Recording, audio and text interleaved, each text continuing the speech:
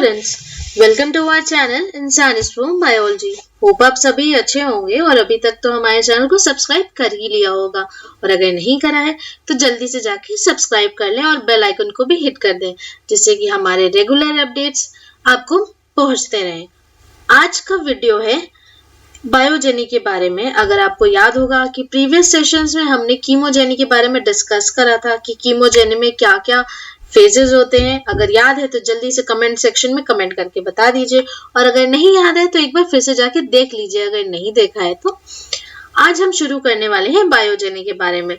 तो बायोजेनी के बारे में हम ये पढ़ेंगे, यानी कि बायोजेनी का अगर मतलब समझने की कोशिश करें तो बायोजेनी का मतलब है कि जहां से लाइफ फॉर्म बनना शुरू हुआ होगा।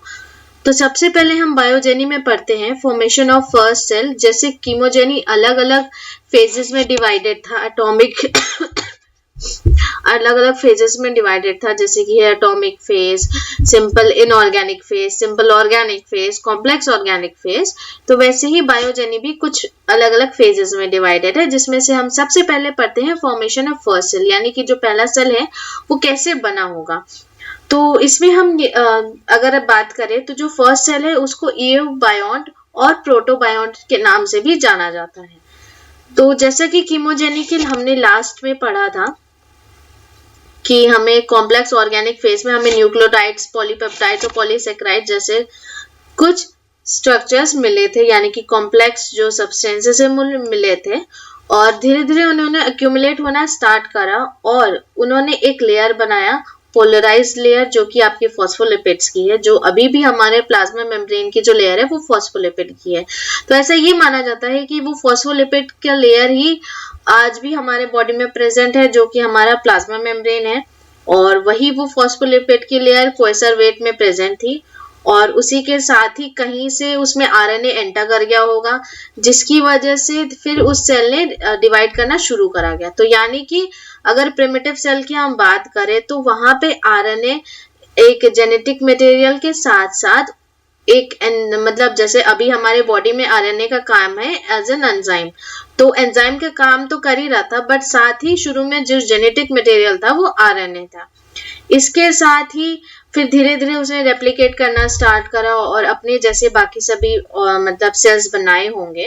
तो उसी को इओबायोन्ट्स, प्रोटोबायोन्ट्स या प्रोटोसेल्स के नाम से भी जाना जाता है। तो यानी कि जो फर्स्ट सेल थी वो क्या कर रही थी, सेल्फ रेप्लिकेशन की उसके पास कैपेसिटी थी, बिकॉज आरएनए था तो वो खुद को रेप्लिकेट कर सकता था। उसके साथ ही पार्शियली आइसोलेटेड था, यानी कि जो बाहर का एनवायरनमेंट है उससे वो एक किसी मेम्ब्रेन की वजह से सेपरेटेड था, अंदर का अलग था और बाहर एटमॉस्फेयर का पूरी तरह से वो अलग था, एक मेम्ब्रेन की वजह से, जो कि आपकी फॉस्फोलिपिड की मेम्ब्रेन होगी, जैसे कि कोएसरवेट में बताया था ओपेरन ने। फिर उसके बाद अगर हम फॉसिल्स की बात करें तो मतलब अब यहाँ पे आया कि वो जो कोएसरवेट था, कोएसरवेट से एक्चुअली जो फर्स्ट सेल था, कि जैसे हम जब क्लासिफिकेशन पढ़ते हैं विटेकर का तो उन्होंने Monera, protista, fungi, Plantae, Animalia ये सब बताया हुआ है। तो उसके बाद मतलब कि ये तो हमारे कोएसरवेट आए, कोएसरवेट तो मोनेरा में भी नहीं आते हैं, जो कि हमारा सबसे प्रिमिटिव है। तो यानी कि कोएसरवेट के बाद कुछ ऐसा बना होगा जो कि मोनेरा में आया, यानी कि कोएसरवेट कुछ और इवॉल्व हुए होंगे। तो यानी कि जो हमारा फर्स्ट फॉसिल था वो हमें मिला था अप्रॉक्स 3.5 से 3.2 बिलियन ईयर्स अगो, पहले, यानी उतने साल पुराना है, जो कि रिजेंबल करता है बैक्टीरिया से।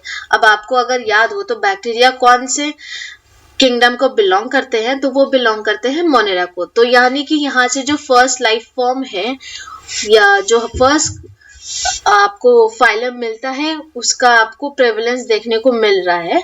उसी के साथ ही फिर उनसे बाकी प्रोटिस्टा बने होंगे और आगे फर्दर फाइलम्स क्रिएट हुए होंगे। तो जो सबसे पहला एक आर्की बैक्टीरिया का अगर फॉसिल की बात करें तो वो मिला था, उसका नाम अगर कॉम्पिटिटिव एग्जाम्स में आता है, अगर आए तो आपको पता होना चाहिए कि वो है आर्कियोस्फेरॉइड्स बार्बिटोनेंसिस। तो उसका क्या नाम है, मैं आपको लिख के एक मिनट बताती हूँ। आर्कियोस्फेरॉइड्स बार्बिटोनेंसिस।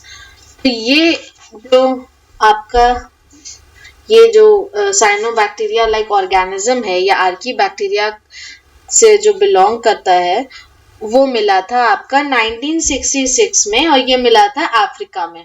तो जैसे कि हमने ह्यूमन इवोल्यूशन के टाइम पे भी हम पढ़ते हैं कि हमारा जो हम लोग जो इवॉल्व हुए हैं वो अफ्रीका में हुए हैं, तो वैसे ही जो हमारा फर्स्ट लाइफ फॉर्म है, जो फर्स्ट सेल है, वो भी माना जाता है कि वो अफ्रीका में ओरिजिनेट हुआ है, बिकॉज उसके फॉसिल अफ्रीका की रॉक्स में मिले हैं, और जो कि था आर्कियोस्फेरॉइड्स बार्बिटोनेंसिस। तो अगर एग्जाम में आए तो आपको ये नाम याद रहना चाहिए। और इसी के साथ ही बाकी सभी रीजन्स में भी फॉसिल्स मिले थे, जैसे इंडिया में भी फॉसिल्स मिले थे और ऑस्ट्रेलिया में भी फॉसिल्स मिले थे। और उस टाइम पे ये माना जाता है कि सिंस आर्कीबैक्टीरिया के जो भी ऑर्गेनिज्म थे वो मिले थे, और वो उस समय भी एटमॉस्फेयर में जो आपका ऑक्सीजन है वो उतना प्रेवलेंट नहीं था, यानी कि जो लाइफ फॉर्म्स मिले थे वो आपके एनारोबिक लाइफ फॉर्म्स थे, जैसे कि आपके कुछ बैक्टीरिया रहते हैं जो थर्मोफाइल्स हैं या एसिडोफाइल्स हैं, ठीक है, ऐसे सब ऑर्गेनिज्म मिले होंगे। अब इसी के साथ ही यहाँ पे अगर आप नीचे देखें तो यहाँ पे टाइमलाइन मेंशन कर रखी है। तो इसी के साथ ही अगर आपको वीडियो हमारा पसंद आया हो आज का, और इन्फॉर्मेशन हमारे द्वारा दी गई आपको पसंद आई हो, तो हमारे चैनल को जरूर लाइक, शेयर और सब्सक्राइब करें, और ढेर सारा शेयर करें अपने फ्रेंड्स के साथ, अपने जूनियर सीनियर्स के साथ। Thank you.